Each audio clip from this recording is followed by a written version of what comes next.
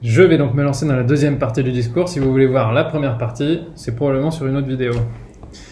En première partie, donc, chers collègues, je vous parlais des fibres textiles synthétiques qui se détachent de nos vêtements notamment et de nos tapis, etc., de nos moquettes, lorsque l'on les utilise, lorsque l'on les lave, et qui au final se retrouvent dans notre environnement, que ce soit dans l'eau, dans l'air et probablement dans notre corps. Constat alarmant donc, mais quelle pourrait en être la solution? Quelles en seraient les solutions? Eh bien, longtemps, on a pensé que l'on pourrait probablement développer de meilleurs filtres pour les machines à laver, puisque c'était là un des problèmes. Mais dans l'article sur lequel je me fonde, on cite un représentant du fabricant de machines à laver Miele aux Pays-Bas qui dit que les fibres textiles sont en fait trop fines, trop petites pour être filtrées mécaniquement, donc avec un filtre mécanique. Il dit par ailleurs que si un jour il était possible de développer une technologie, il faudrait bien 25 ans avant que tous les ménages soient équipés. Par ailleurs, comment s'assurer que le consommateur, chez lui, remplace suffisamment souvent le filtre de sa machine à laver pour qu'il reste efficace? Ce représentant de Miele de conclure que il pourrait y avoir peut-être un filtrage chimique ou technique qui pourrait être mis en place, mais que dans tous les cas, ça coûterait très cher et que la machine à laver risquerait de devenir complètement inabordable pour la ménagère. Par ailleurs, des gadgets ont été créés pour aider le consommateur à éviter que trop de fibres ne soient évacuées dans ses eaux usées. Il existe par exemple la Cora Ball, qui est en fait une petite boule en plastique avec des sortes de petites branches arrondies qui s'inspirent en fait du corail marin, d'où son nom. Et à l'instar du corail, elle capture les fibres, ou les fils, ou les poils même, avant que ceux-ci ne soient écoulés dans l'eau. En Allemagne, on a aussi pensé à développer un sac à linge pour la lessive. Donc on met son linge dans le sac, dans la machine à laver, afin que le plastique ne finisse pas non plus par s'écouler dans l'eau. Ce sont des idées intéressantes. La question qu'on peut se poser évidemment, c'est comment ensuite on nettoie ces outils de manière à éviter que les fibres ne se retrouvent quand même pas dans l'eau ou dans l'air. Ça, c'est une question. Une autre solution serait évidemment d'améliorer nos systèmes d'épuration pour filtrer ces plastiques qui se retrouvent dans l'eau. Le problème, c'est que les stations d'épuration ne peuvent pas tout filtrer évidemment. Les fibres risquent donc de se retrouver dans notre eau potable. J'en ai parlé en première partie. On se lance maintenant dans beaucoup de recherches justement, mais dans le secteur des autorités de gestion de l'eau, on fait savoir que la difficulté, c'est qu'on ne connaît pas les quantités qui sont présentes dans l'eau parce que très souvent, les fibres sont très difficiles à détecter parce qu'elles sont trop petites. Et que si un jour on trouvait une solution, elle aussi risquerait d'être très onéreuse et donc ça poserait problème. Le PNUE, dans un rapport que je citais plus tôt en 2016, déclarait que l'industrie du textile donc devait réduire son utilisation au minimum, mais que la difficulté c'était que le consommateur avait du mal à trouver des vêtements sans fibres synthétiques. Parce que maintenant les fabricants misent beaucoup sur le recyclage de plastique, donc ils utilisent des fibres plastiques. Et par ailleurs, souvent, les fibres textiles naturelles sont mélangées avec des fibres textiles synthétiques, et ce, sous des appellations qui sont assez difficiles à discerner pour le consommateur. Par exemple, si je vous parle de coton stretch, eh bien, il faut comprendre que ce n'est pas seulement du coton, c'est donc un coton avec un ajout de textile synthétique. Alors, que fait le responsable principal? À savoir l'industrie du textile et du vêtement en général. Eh bien, l'industrie fait mine de rien. Beaucoup de marques annoncent à grand renfort de marketing qu'elles se lancent dans des initiatives de développement durable, de responsabilité sociale des entreprises, par exemple pour lutter contre le travail des enfants, pour diminuer leur utilisation d'eau dans leur production, diminuer leurs émissions de CO2. Mais elles ne font rien, ces grandes marques, en général, pour lutter contre ces microplastiques qui se répandent ensuite dans l'environnement. Et justement, le PNUE dit que l'industrie textile pourrait jouer un rôle crucial, d'une part en participant à des études pour mieux comprendre le phénomène, et d'autre part en développant des... Je me suis perdu dans mon texte, c'est pas grave. L'industrie textile, donc je disais, oui, en développant des textiles de synthèse, des textiles synthétiques qui rejetteraient moins de fibres. Par ailleurs, évidemment, l'industrie textile devrait minimiser l'usage de ces fibres synthétiques. Et bien au contraire de ces recommandations assez sages du PNUE, on voit en fait une utilisation qui est en augmentation de ces fibres textiles synthétiques, autant en chiffres absolus que relatifs, notamment parce que les entreprises maintenant se lancent dans d'autres initiatives. Je vais vous en faire un petit aperçu, un tour d'horizon de ce qui se fait.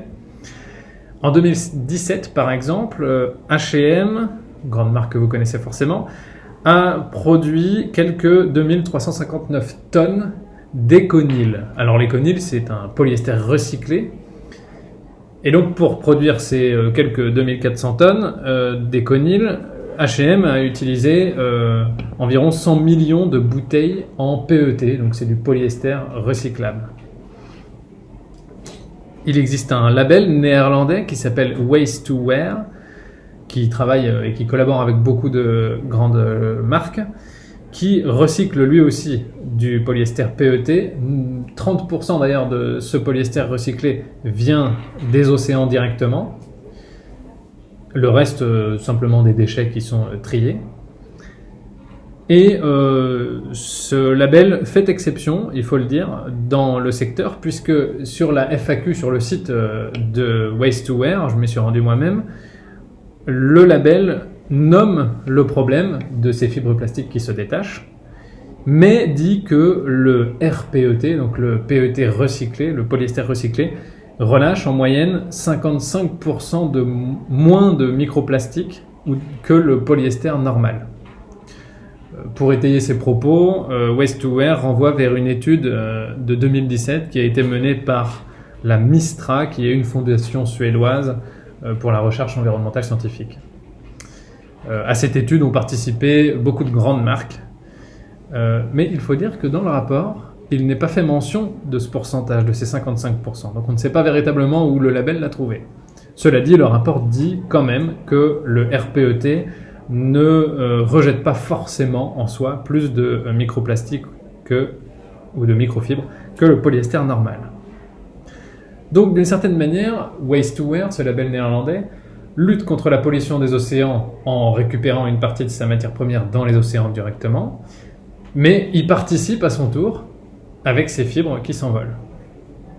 Par ailleurs, notons que le décyclage, c'est-à-dire le fait de transformer un déchet matériel ou un produit qui n'est plus utilisé en un nouveau matériau d'une qualité ou d'une valeur moindre, on appelle ça aussi la dévalorisation.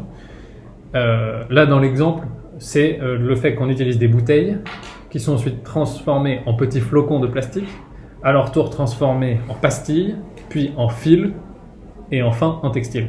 Donc ce décyclage, eh bien évidemment, il ne fonctionne qu'une fois.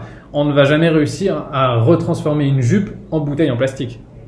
Et la jupe elle-même, lorsque vous ne la voudrez plus, lorsqu'elle sera abîmée, que sais-je, il sera très difficile de la retransformer en fil que vous pourriez utiliser ensuite pour refaire des vêtements. Parce que bien souvent, il y a des produits chimiques dans nos vêtements. Et donc, au final, cette belle jupe d'été risque soit de finir à la poubelle, soit au mieux d'être utilisée comme chiffon pour le nettoyage de la maison ou le bricolage, que sais-je.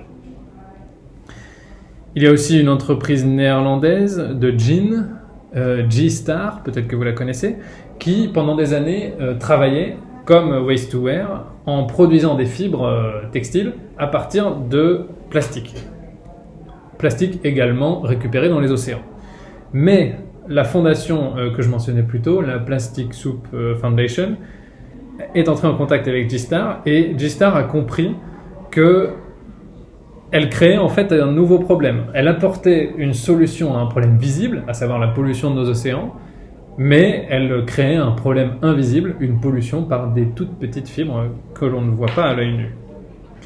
Et donc, ensemble, maintenant, donc Gistar a arrêté de travailler comme cela, et maintenant, Gistar et la PSF essaient de sensibiliser le secteur, par exemple, à l'idée de développer des revêtements à mettre sur les vêtements, donc des revêtements qui sont protecteurs, qui permettent d'éviter que les fibres ne s'échappent de nos vêtements. Pour le moment, les grandes marques n'ont pas beaucoup réagi à ces efforts. Il faut dire en même temps que c'est pas très marketing, ça parle pas beaucoup aux clients de parler de ce genre de choses, alors que nettoyer les plages, si on fait une bonne campagne marketing, ça coûte très cher, ça demande beaucoup de logistique, mais ça permet d'améliorer grandement l'image d'une marque. C'est un greenwashing très efficace. Il y a, pour continuer dans les exemples, un fabricant d'équipements d'extérieur qui s'appelle Patagonia, qui, il y a quelques années, avait développé une étude justement sur ces fibres synthétiques. Mais depuis, il ne s'est rien passé. Patagonia n'a pas du tout changé son mode de fonctionnement, son mode de production. Dernier exemple, un fabricant de moquettes, parce que c'est aussi là qu'on retrouve beaucoup de fibres synthétiques. Desso, donc fabricant de moquettes, fabrique des moquettes incroyables qui retiennent des poussières, des particules fines, du pollen, que sais-je. Mais un représentant dit au journal sur lequel je me fonde ne pas connaître ce problème, ne pas en avoir entendu parler, et dit donc qu'il faudrait probablement lancer une task force pour se pencher sur la question. Donc on voit un peu où en est l'industrie. Comme vous le voyez, les grandes marques ne sont pas très attentives, n'accordent pas beaucoup d'attention à cette problématique. H&M, par exemple, dans ses communiqués, renvoie la balle aux fabricants de machines à laver, en disant qu'il faudrait développer de meilleurs filtres, comme je le disais plus tôt, qui eux-mêmes, à leur tour, disent que ce n'est pas à eux de travailler sur cette question, parce que cela coûterait beaucoup trop cher, que c'est techniquement difficile, je le disais, et que c'est donc à l'industrie textile de développer des fibres plus résistantes. En conclusion, on voit qu'il n'y a pas grand monde qui s'intéresse à la problématique, que ce soit l'industrie, mais les gouvernements aussi. Tout le monde en fait se refile la patate chaude au lieu d'agir. Alors qu'en soi, il serait tout à fait imaginable de développer certaines législations pour lutter contre le problème. Par exemple, on pourrait avoir une législation qui imposerait un plafond maximal autorisé de fibres qu'un vêtement a le droit de rejeter. Et au-delà de ce plafond, le vêtement ne peut pas être produit tout simplement. On pourrait aussi développer des taxes, comme cela a été fait ou pensé pour les émissions de CO2.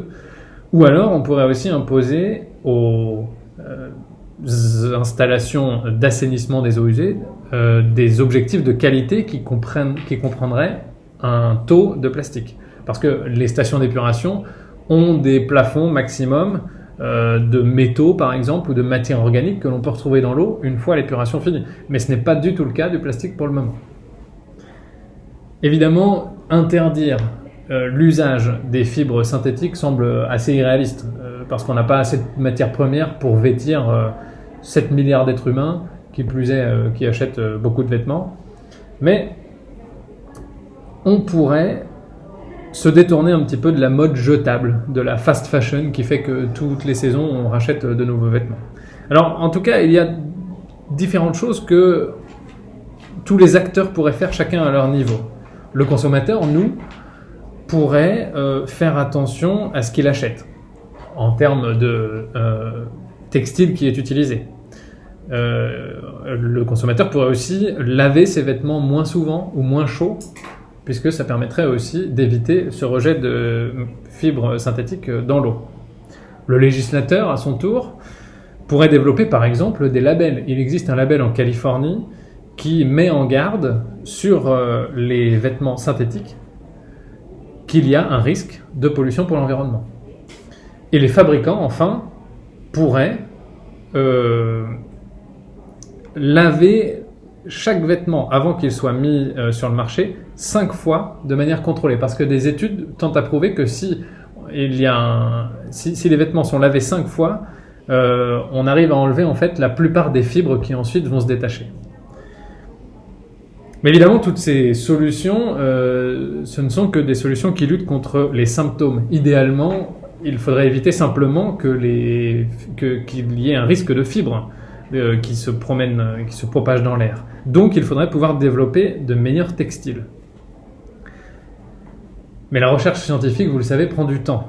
Il y a par exemple une étude européenne qui a été lancée pour se pencher sur des possibilités d'améliorer les méthodes de mesure et d'évaluation des risques.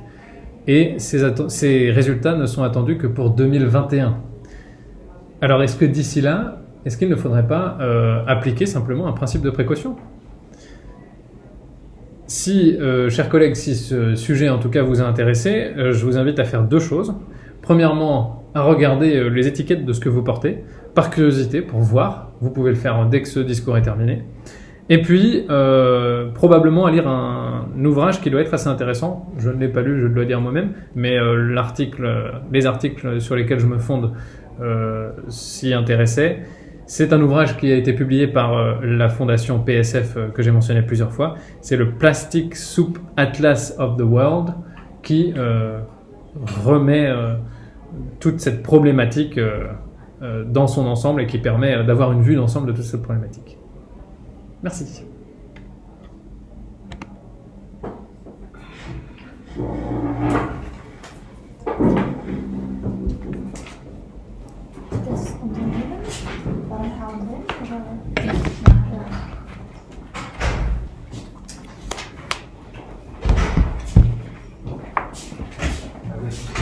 J'ai besoin de ton doigt, Fédé. J'ai besoin de ton doigt pour... Merci.